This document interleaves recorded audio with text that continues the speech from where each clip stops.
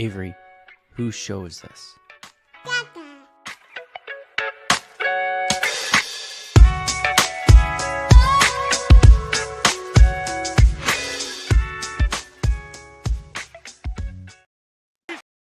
And we're live. Welcome, everybody, here to the Lakers Lounge podcast. I'm Anthony Irwin, Senior Lakers Insider for Clutch Points. And today on the show, we're going to be talking about that. I'll play it again. Screw it. Wow. The Lakers beat the Indiana Pacers in Indiana 120 to 119. The Lakers improved 44-28 on the season. And the Pacers fall to 42-30 on the year. And good Lord, did the Lakers need that one. So we'll talk about this game. We'll talk about a few of the notes from this game and just kind of enjoy it, because these are the games it's like, all right, do we want to do hardcore analysis? Do we want to enjoy the moment? Do we want to find that balance? All of those things. We'll try to hit all of the right notes in what will be a fun show.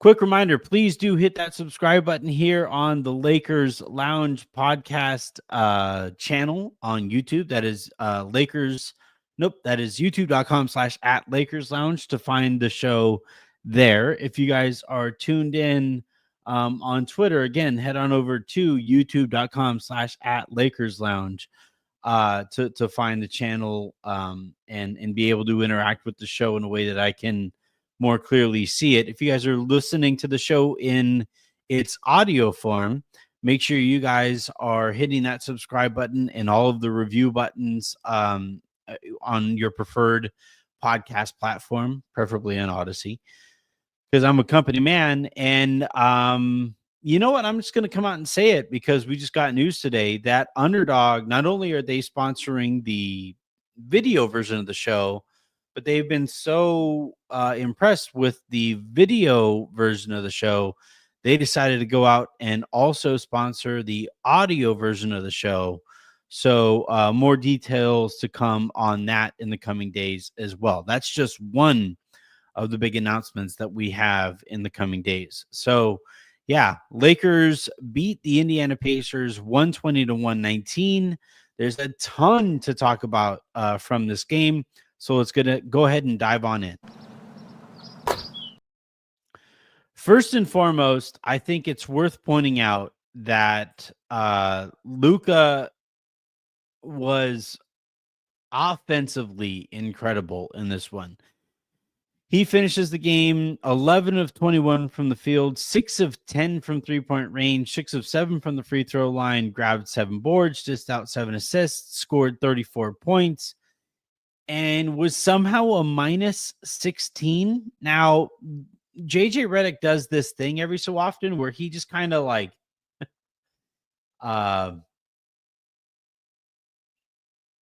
anybody, let me know if you guys have ever worked in a spot, especially in retail or in service, like food service, but your manager comes up to you and is like, hey, bud, sorry, you caught the short straw tonight. You got to clean the bathroom, or you're in charge of vacuuming or whatever. JJ does that every so often to players, where you look around at the rest of the lineup and it's either Austin with a bunch of bench guys, or Luca with a bunch of bench guys, or LeBron with a bunch of bench guys, or it's one of those guys, whether it's Luca, LeBron, or Austin, who are basically tasked with getting some of those role players going. Tonight was Luca's turn. I thought the lineups out there with Luca were pretty abysmal, and Luca was still able to produce and keep the Lakers in it during those minutes while those guys were on the court. But you look at his plus minus, and I don't think in this case the minus 16 tells you everything about the game that he played. I think it was a lot of circumstantial stuff. That said, Luca was terrible down the stretch defensively in the fourth quarter. Tyrese Halliburton was getting around him at will. Indiana tried subbing offense for defense down the stretch, but wasn't able to get their offensive lineup back onto the court. So Tyrese Halliburton wasn't on the court when the Lakers were able to win the game. And it's a game that the Lakers desperately needed.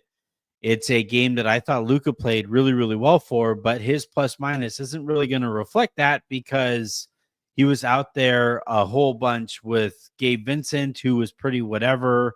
Jordan Goodwin was pretty bad tonight, I thought. Dalton Connect only played 5 minutes for whatever reason since everybody got healthy. Dalton has been kind of the spare parts aspect of the rotation.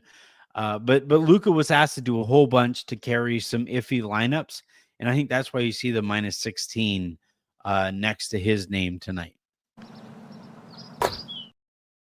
The other side of that spectrum, the other end of that spectrum, is Jared Vanderbilt, who played 16 minutes and finished a plus 24 despite not scoring in the game, only grabbing 6 rebounds, and going over 1 from the field, 0 for 1 from 3-point range. Now, that said, he was everywhere, basically. Every loose ball that the Lakers needed to get to while Jared Vanderbilt was on the court, he was somehow able to get to it. That was a big chunk of why his production remained the way that it did. And in the last episode, I talked about how Jared Vanderbilt is going to really matter in the possession game. And when Vando is at his best, he will completely tilt those scales in a way that gets the Lakers their advantage in the possession game. And I thought that's what we saw from him tonight. Again, let me read these numbers to you. It's kind of insane. 16 minutes, 0 of 1 from the field. That one shot that he took was a 3-pointer, obviously missed it. No free throws attempted. Only grabbed 6 rebounds, 3 assists, no steals, no block shots, no turnovers, 4 fouls that he incurred, and was a plus 24. And it just goes to show how vital the possession game is going to be for this Lakers team. And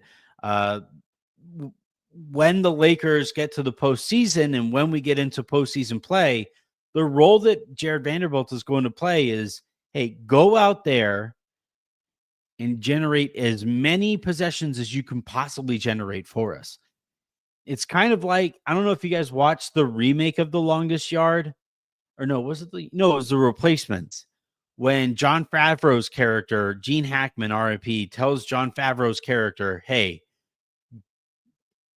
go get me the ball.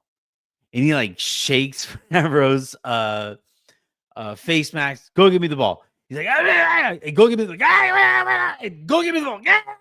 And he like gets them all into a hizzy.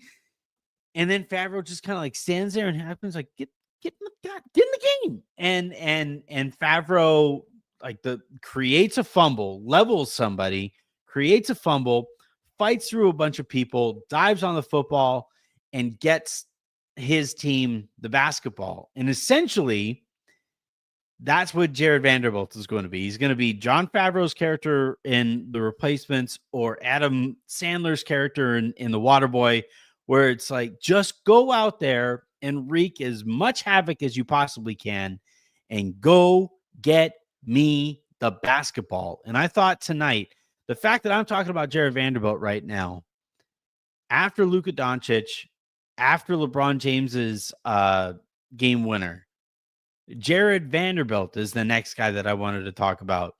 It really says something about the little things that he did in this game that I think lead to a plus 26 on or plus 24 on the night.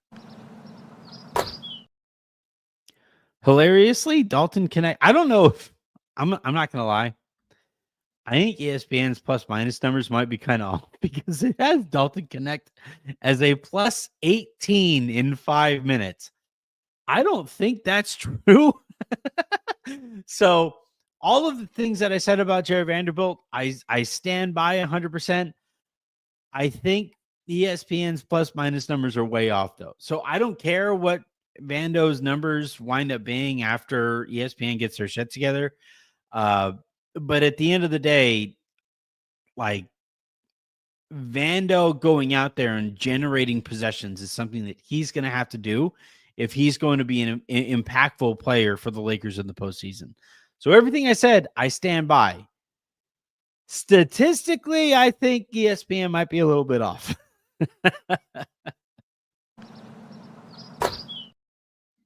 I'm going to refresh ESPN. It's still right there. Yeah, I guess there's no way that's actually true. There's like, it has Ben Shepherd as a minus 23 in 7 minutes. Anywho, the next guy I want to talk about here is LeBron, because he was sitting on 3 points. I tweeted it out how one of the perils of your turn, my turn offense is that LeBron sat late in the fourth quarter on only 3 points. Now, he got a couple buckets extremely late in the third quarter and then was able to cross that 10-point threshold, and then obviously tipped in the game winner, which, you know what? Let's go ahead and relive again. Screw it. It really says something about how special the offense can be when you have a player who generates so much attention that the opposing team loses LeBron bleeping James in that kind of a moment. But they did.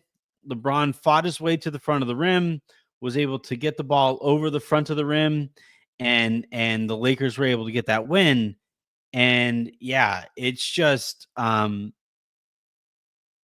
I think a lot can be true. Excuse me. I think a lot can be true at the same time in this regard, where LeBron, I thought, played too small a role in the offense. And as I said yesterday, he is clearly trying to find his way in the offensive equation of this team. And for 3 quarters of this game, and basically since he got back, while LeBron was out, this team became a Luca team. And like right when they traded for Luca, I thought that balance was a lot more figured out, a lot better figured out, where Luca and LeBron, I thought, were playing off of each other a lot more. And then since LeBron has come back, it's been a lot of, hey, can you go like stand over there for a bit? And then Luca's going to cook over here. And I just don't think that's the way that the Lakers should be operating. I think at the very least, you can alternate possessions a lot better than the Lakers have been alternating those possessions. Set screens. I thought the Lakers did a better job tonight of trying to get LeBron more involved in the screening of the offense. But it was still, LeBron was an afterthought for the majority of this game. And then in the third quarter kind of came alive. And then in the fourth quarter, maintained that aggression level. Luca comes in late. It goes back to Luca ball. And I thought the play that drove me insane before was Luca got all the way into the paint, had a layup. I thought the Lakers were only down by 1. Then he kicked the ball back out to Dorian Finney-Smith. Didn't have enough on his pass out there. So Dorian had to attack a closeout, missed his floater. Fortunately, the live rebound meant, and Indiana not calling a timeout meant that Tyrese Halliburton wasn't able to come back into the game. So the Pacers shot a terrible shot. Luka gets the rebound, hits ahead, and then we saw how the game played out from there. But overall, I still keep on coming back to, with Luka and LeBron, they need to, over the course of these final, let's see where the Lakers at. They played, tonight was their 72nd game. They have 10 games from here on out. Excuse me. Gosh, my eye is killing me. From here on out, over these final 10 games, Luka and LeBron need to figure out a way to not just coexist on a basketball court together offensively, but compound each other's talents. Earlier, right after the trade, we were seeing that. That's when the Lakers looked their most unstoppable, both offensively and defensively. But since then, it's been that balance has been a little out of whack. And I think tonight the Lakers were able to take care of business despite the Luca and LeBron still kind of figuring things out. But eventually, if the Lakers are actually going to reach their ceiling, Luca and LeBron are going to have to make each other better in the way that they make all of their other teammates better. Speaking of quote unquote other teammates, Austin had a fascinating game tonight. He was mostly great, to be completely honest. I thought Austin was really good for like 4/5 of the game. Maybe, I'd say like 7/8 of the game. You know what? We'll go 11/12 of the game. Find your fraction.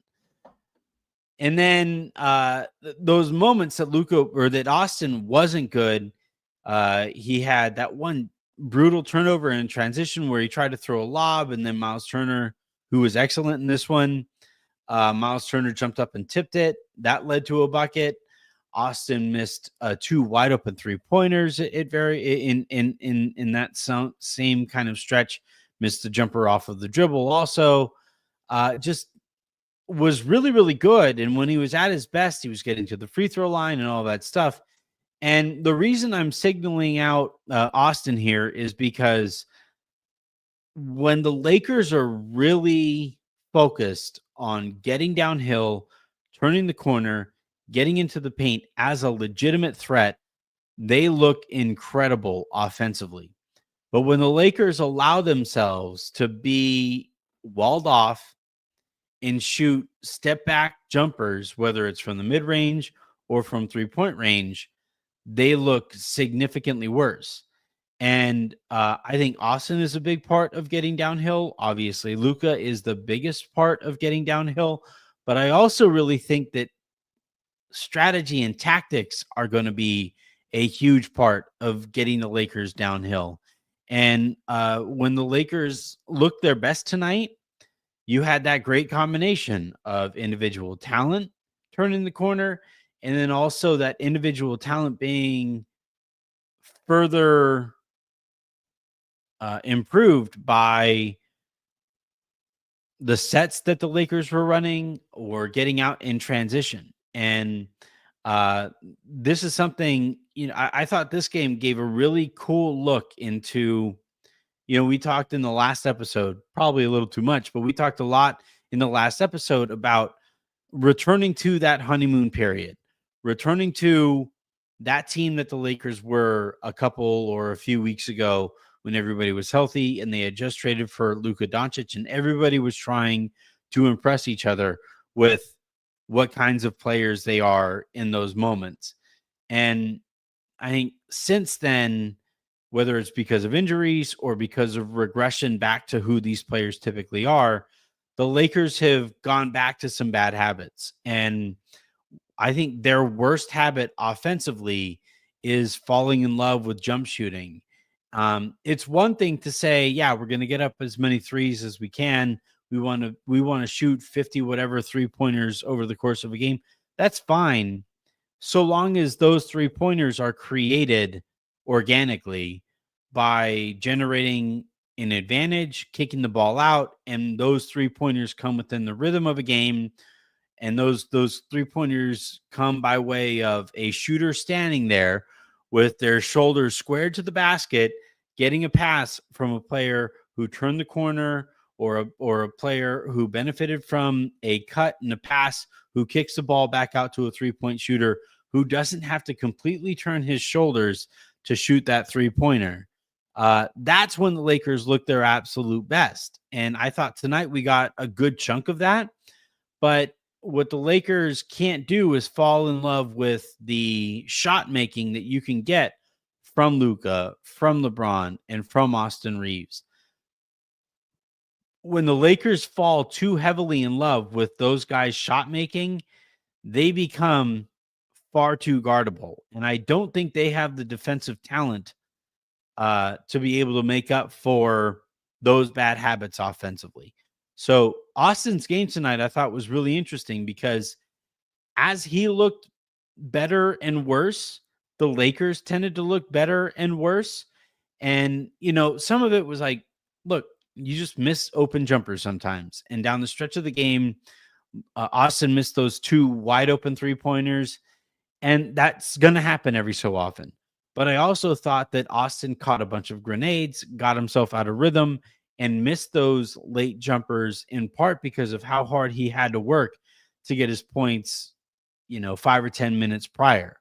So again, what the Lakers are going to have to really focus heavily on offensively is recognizing good habits, understanding what those good habits are going to be, and then practicing those good habits for as many of a 48-minute game as they possibly can. And Austin, I think, is oftentimes going to be the example of what the Lakers offense can look like when it's absolutely cooking. When the Lakers were up by double digits and they were winning this game handily, Austin was a key, if not the key producer outside of Luca. And the reason that is because that Indiana defense has to pay so much attention to Luca and has to pay so much attention to LeBron that when the ball rotates over to Austin, that defense is completely compromised and Austin gets to take advantage. But when Luca and or LeBron stand around and dribble in place for a whole bunch and try to find a mismatch and then can't, and then the ball rotates over to Austin, it's like, hey, bud, can you get us a shot? That's the worst version of this Lakers offense. So the Lakers are going to have to figure out ways, especially over these final 10 games and certainly into the postseason, of avoiding that circumstance as much as they possibly can, where it's Austin as a safety valve or a safety blanket instead of a release valve after compromising the defense. You know what? Screw it. I just feel like playing this again because I like game winners, and this was 8. LeBron has been in this in the NBA for like 22 years now, and this is somehow only his 8th game winner. That's crazy. I love how happy Rui is there. By the way, you know what? Let's talk about Rui. Rui played in this one 28 minutes. This is so he started in this game. Rui did. JJ Redick said Rui was going to start, but that Rui was still on a minutes restriction. I don't know what the restriction is if Rui is playing 28 minutes. In those 28 minutes, Rui only shot the ball 4 times. 4 of 4 from 3-point range, 2 of 2 from the free throw line, 4 boards and assists, -2 in the game, scored 14 points total. But I do think, and we talked about how Rui raises the offensive floor for the Lakers. That's important. And you look at Dorian Finney-Smith, he wasn't bad by any stretch. He played 31 minutes, 4 of 7 from the field, 3 of 5 from 3-point range, 3 boards, an assist, a couple of steals, was a -1 on the game. Look at the Lakers' wings in this one. Rui -2, Dorian -1, Vando +24. Look at the guards, the secondary guards or the tertiary, bench guards in this one. Gabe Vincent -8, Jordan Goodwin -8. Luca was a -16, and I think that has a lot to do with the fact that he played a bunch of his minutes next to Gabe and Goodwin. The Lakers are a wing team. They just flat out are. And the sooner that they get healthy enough to play that way, again, that's when we go back to seeing the Lakers that we saw right after the Luka trade. So as nice as it's been, and I think eventually, I think Goodwin has one more game after this one before he has to be converted or can't play again for the Lakers this season. But the Lakers are going to have to lean way into their wings or their bigs. Christian Coloco didn't play in this one. Trey Jemison didn't suit up for this one. Markieff Morris didn't play at all. Alex Len didn't play at all. The only center that the Lakers played in this one was Jackson Hayes. He played 18 minutes, 6 of 6 from the field, 13 points to go with a couple of boards and a block shot. He was a minus 13 in the game.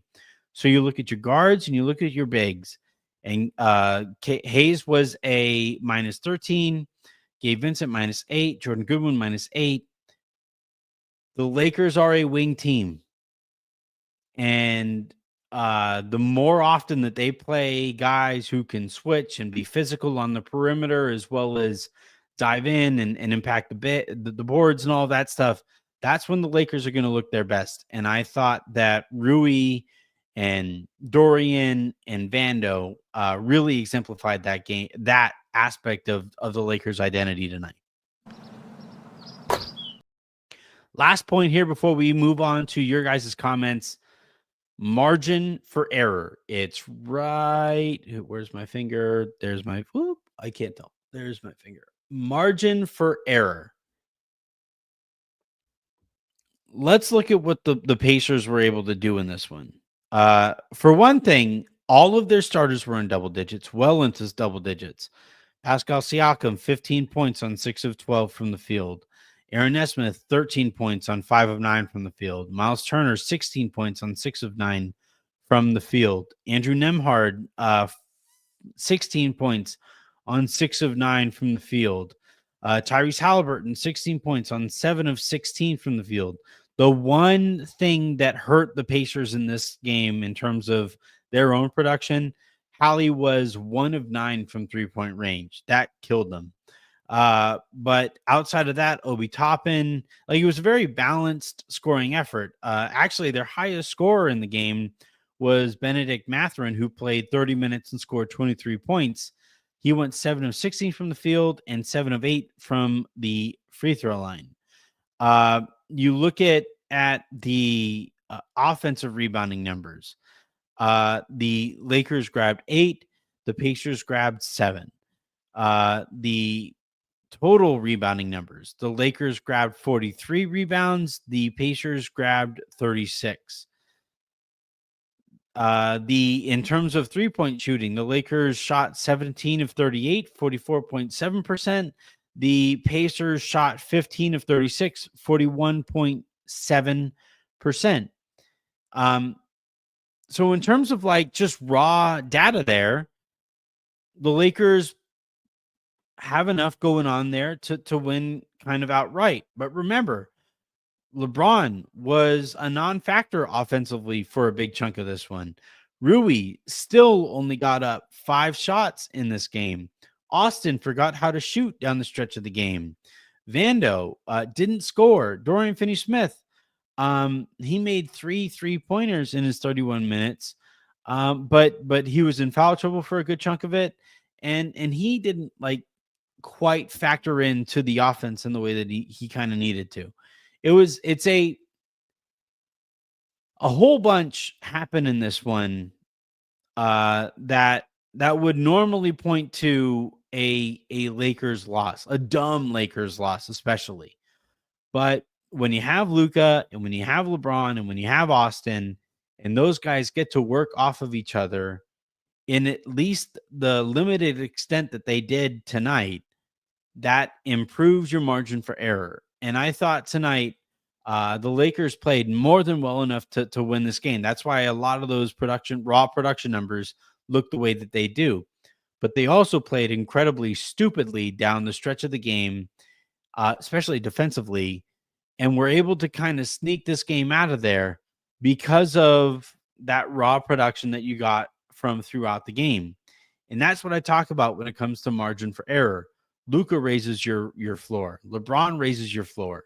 Those guys raise each other's floor and ceiling as well as the players around them.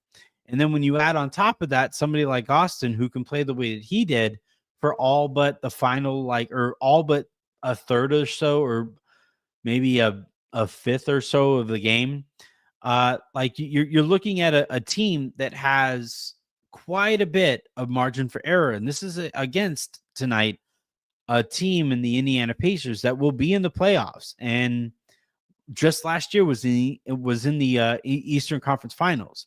So this notion of margin for error is something that the Lakers are going to have to lean on, and they're going to have to continue to expand mathematically by way of getting up good, clean 3-point shots, not the off the dribble step back variety, but the kind where you get into the paint, whether by pass or by dribble, and then kick the ball out to shooters with their shoulders already squared.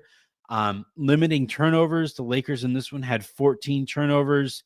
Now it helped that the Lakers had 14 turnovers. The Pacers only had 9, and that's what kind of helped keep the Pacers in it. But the Lakers are gonna, especially the live ball turnovers, when they get live ball turnovers or when they miss 3-point shots and the other team gets out in transition, the Lakers are kind of screwed. So what the Lakers are going to have to do is figure out ways to maintain that margin for error by executing and avoiding live ball turnovers and knocking down those open 3-point shots that they create by getting into the paint. And the more that they shoot those step back 3-pointers off of the dribble without moving the ball, and the more that LeBron and Luca just kind of take turns, the worse this team can look at their worst. But at the end of the day, when those guys are playing the right way and the longer of stretches that they have and the more consistently they can link those stretches together, the Lakers can operate with a margin for error that they basically haven't operated with since the championship season with LeBron and Anthony Davis. And this was, I thought, a pretty cool example of that in its own way. But the Lakers really pushed, obviously, that margin for error to the point where you needed a LeBron tip-in to win a game against a pretty good, I would say, Indiana Pacers team. All right, let's go ahead and dive on into some of your comments here. I did see a super comment, which means... All right. Justin Tyndall writes, very lucky, worst clutch time defense I've ever seen after being up 6. I don't know why Rui is back as the starter. How are we going to get stops? I don't think Rui was a problem there. Luca was getting blown by basically at will by Tyrese Halliburton. Again, it's those shifty guards or athletic guards who can score at all 3 levels that the Lakers are going to basically struggle with. Because you can't play Jordan Goodwin the kind of minutes that you would like to because he can't shoot very well. So the defense, the clutch defense, where anytime Halliburton was guarded by Luca, Dallas got a pretty good look. And, if it wasn't a good look, it was Tyrese getting into the paint and then kicking it out to another, did I say Dallas? Indiana was able to get a pretty good look. Either by somebody getting into the paint and getting all the way to the basket, and down the stretch of the game, it was like Doris Burke was kind of funny to listen to. She was like, they know the game is still going, right? They know that there's still a game going on, right?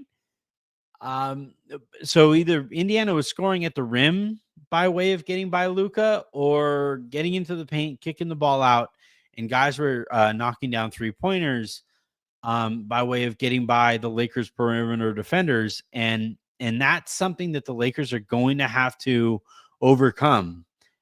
I do think some of the defensive numbers were kind of fool's goldy during that stretch when the Lakers were just absolutely killing everybody. But I also don't think the Lakers are as bad defensively as they look when they are playing their worst. So where they kind of land within that spectrum, where on one end over here, it's like, all right, we are incredible defensively. We are letting the right guys shoot, and those guys are missing. We're getting out in transition, and we look overwhelming. That's the good side of, I can't figure out. Oh, there you go. That's the good side of the spectrum over here.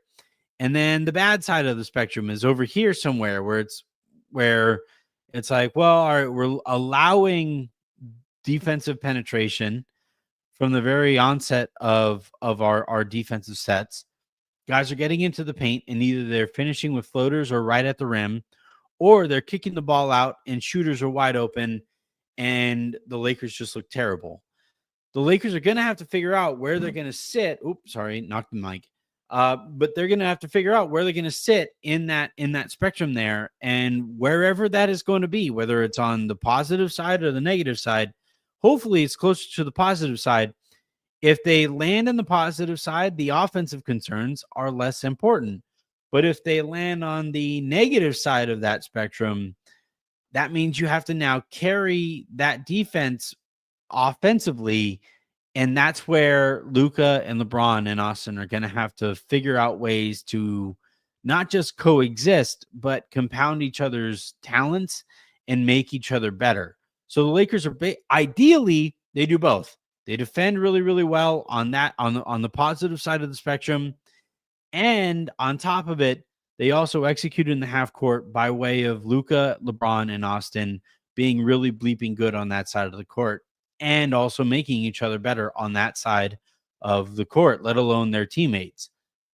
That's the best version of this Lakers team. They aren't always going to be the best version of that team. So the question then becomes, can the defense carry the offense, or can the offense carry the defense whenever they need to do either one? And we'll see. I think that they can, to an extent where they can be a pretty good team this season and then hopefully really improve this summer. But it's a guess on my part, because we've seen every version of this Lakers team since that Luka trade, regardless of help. All right, let's go ahead and keep on going here.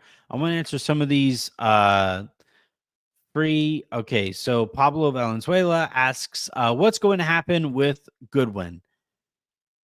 I've been told pretty consistently this really is pretty straightforward.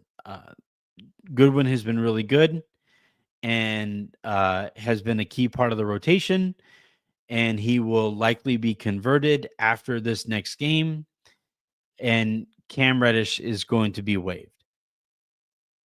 That said,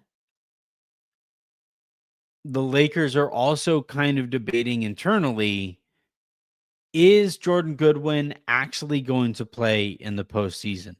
Most people you ask say that he will, because the Lakers need a point of attack defender with better size than Gabe Vincent has to offer, who can move his feet better than Jared Vanderbilt and Dorian Finney-Smith can. And that's where Jordan Goodwin plays a vital role. Again, I would say it's like an 85%, maybe 90% chance that Goodwin gets converted and Cam Reddish gets waived. But if that 10% comes to pass, then the Lakers will have made the decision that the cost financially of converting him wasn't worth the possibility of him playing in the postseason as they trim their rotation way down.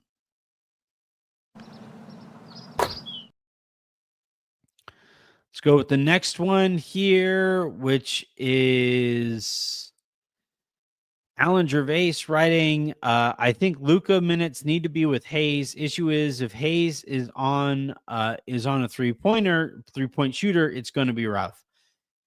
Yeah, I mostly agree. I didn't love the way that the Lakers utilized Hayes in this one. I thought when Turner wasn't in the game that the Lakers, now Toppin is Turner's backup more often than not, which, Toppin has some of the best hops in the league, so he can actually challenge Jackson Hayes at the rim, and obviously Miles Turner can too.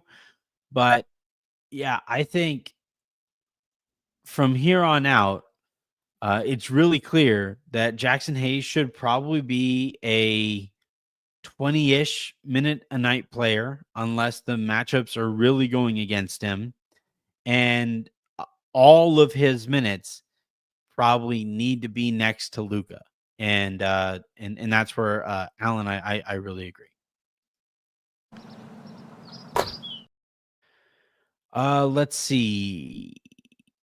Yeah, Tyler Moore asking a great question here. Do they even run pick and roll with Bron and Luca? So we saw it tonight. We did see some three-man motion or three-man organized offense between Luca, LeBron, and Austin.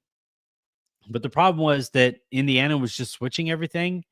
So, like the one play that they ran, now Luca wound up hitting a step back 3-pointer while Pascal Siakam was guarding him. But the Lakers ran like 7 to 10 seconds worth of offense. The ball never really changed hands, didn't change, obviously, sides of the court either. And the end result was Pascal Siakam guarding Luka Doncic in isolation, which is something that the Indiana Pacers are clearly going to live with. So against teams that are going to switch, the Lakers are going to have to find better ways, whether that's setting screens at a more drastic angle that gets Luka going downhill a little bit better, whether that's, screen the screener kind of stuff where LeBron goes and sets a screen for Austin on Austin's way to set a screen for Luka, and then you force a bad matchup there. But however the Lakers choose to do it, I do agree with Tyler about like the reason that he feels the need to ask the question, do they even run pick and roll with Bron and Luka? It hasn't felt like it to this point, because they basically haven't been. And then tonight, when they finally did do it, Indiana was able to switch a lot of it, and you didn't really get much of an advantage by doing any of that stuff, either on or off of the ball. So I actually think where the Lakers should probably put their focus is off-ball screening, where either LeBron sets off-ball screens and then runs up and set screens after that, or somebody sets a screen on LeBron before he goes up and sets a screen on Luca, so that that other team either has to switch that off-ball screen and then be forced into a tough matchup, or not be able to just switch that pick and roll between Luca and LeBron or whatever. But those are things that I'm sure that the coaching staff are going to take a hard look at and try to figure out, because the one thing the Lakers are really going to have to avoid, I get it. Final few minutes of the game, it is going to be your turn, my turn.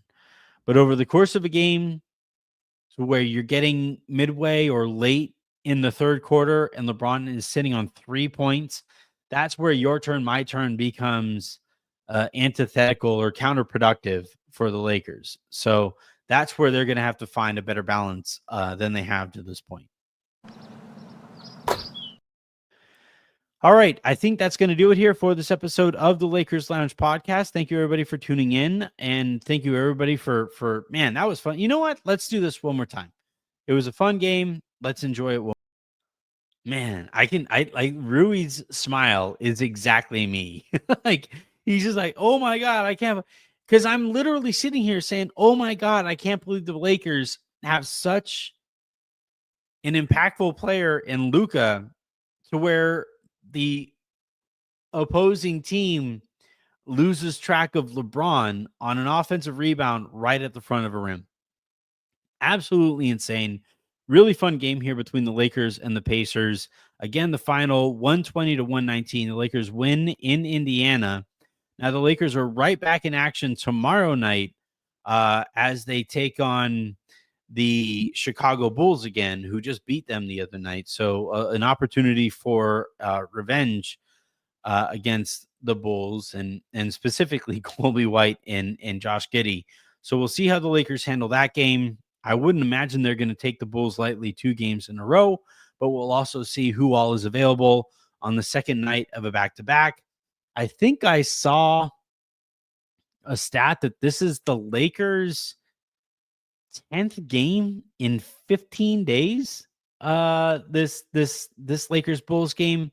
So we'll see who's available for it. We'll see if the Lakers are able to win it. As I sign off for the night, and I'll pop back on here as we see some of these final results. Boston is beating Phoenix. Excuse me. Milwaukee is just slightly down to Denver. late in that game. Once both of those games go final, I'll record the lowdown to update standings watch. But for now, and until the next time you guys hear from me, I'm Anthony Irwin saying have a great rest of your day. Make somebody else's. Hit that subscribe button. Hit that like button. Hit that share button. And until the next time you guys hear from me, have a good one. Make somebody else's. I think I said that already. What a game. Holy hell, what a game.